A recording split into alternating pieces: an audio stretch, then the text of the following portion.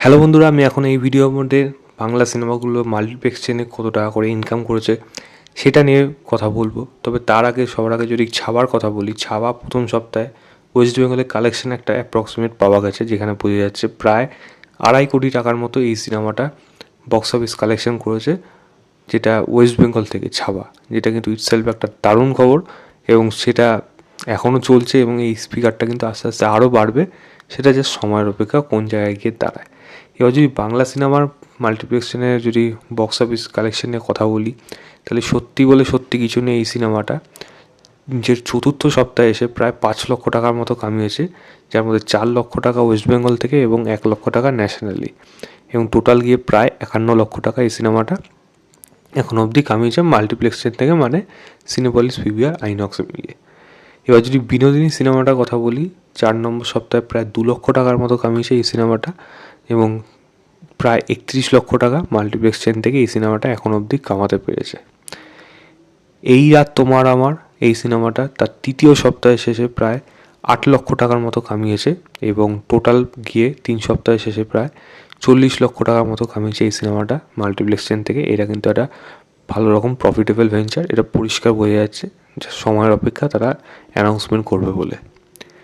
মায়ানগর বলে সিনেমাটা, যেটা দ্বিতীয় সপ্তাহে প্রায় 3 লক্ষ টাকার মতো কামিয়েছে, এবং কামানোর পর 2 সপ্তাহ মিলে প্রায় 6 লক্ষ টাকার মতো কামিয়েছে। খুবই অল্প সংখ্যক স্ক্রিনে এসেছে, আমি যদিও দেখিনি সিনেমাটা, বাট লোকের মুখে আমি যেগুলো খবর রেখেছি যে সিনেমাটা কিন্তু লোকের পছন্দ হয়েছে, তো সেই দিক থেকে বলা যেতে পারে একটা ডিসেন্ট একটা কালেকশন তাদের মতো করে কিন্তু করেছে।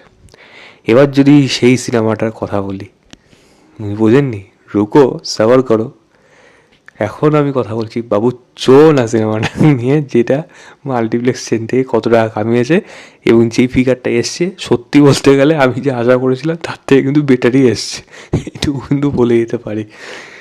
মাল্টিপ্লেক্স চেন থেকে বাবু চো না সিনেমাটা প্রায় 50,000 টাকার মতো কামিয়েছে, এবং যেটা কিন্তু একটা হেভি ফিগার, ভাই হেভি ফিগার। কিন্তু একটাই খারাপ লাগলো, কম্পিটিশনটা বনির সাথে ঠিকঠাক হলো না। বনির 2000-এর সেই মানে সেই জিনিসটা যেন কোথাও যেন যে আশাহত হলাম, যেন এই বক্স অফিসে কোথায় 2000, 2500, 2100, 1700 এরকম থাকবে ব্যাপারগুলো, সেটা হেভি মজা হতো। বাট 50,000 জন্য একটু বেশি হয়ে গেল সেখান থেকে। তো যাই হোক, এই সিনেমাটা বক্স অফিসে কোন জায়গায় গিয়ে দাঁড়ায় এবং কী লেভেলের হয় সেটা তো দর্শক এতদিনে বুঝিয়ে দিয়েছে, প্রথম দিনই বুঝিয়ে দিয়েছে, দ্বিতীয় দিন থেকে আরও বেশি করে বুঝিয়েছে।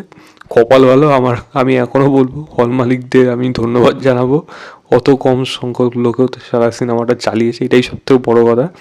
তারপরে আমার কন্ট্রিবিউশন কিন্তু এই 50,000-এর মধ্যে নেই, হ্যাঁ, আমি কিন্তু এই ন্যাশনাল মাল্টিপ্লেক্স চেন দেখিনি। তো আমার মাল্টিপ্লেক্সটা আরও বিঘার জায়গায় রয়েছে, যেখানে এই সিনেমাটা গোল মানে চোখ বন্ধ করে গোল দিয়েছে, সেই জায়গাতে রয়েছে। তো দেখা যাক সিনেমাটা কোথায় দাঁড়ায়। যাই হোক, আপনারা কোনটা নিয়ে এক্সাইটেড অবশ্যই সেটা আমাকে কমেন্ট করে জানান। ভিডিওটা ভালো লাগে লাইক শেয়ার, চ্যানেলটাকে অবশ্যই সাবস্ক্রাইব করে দেবেন। বাই।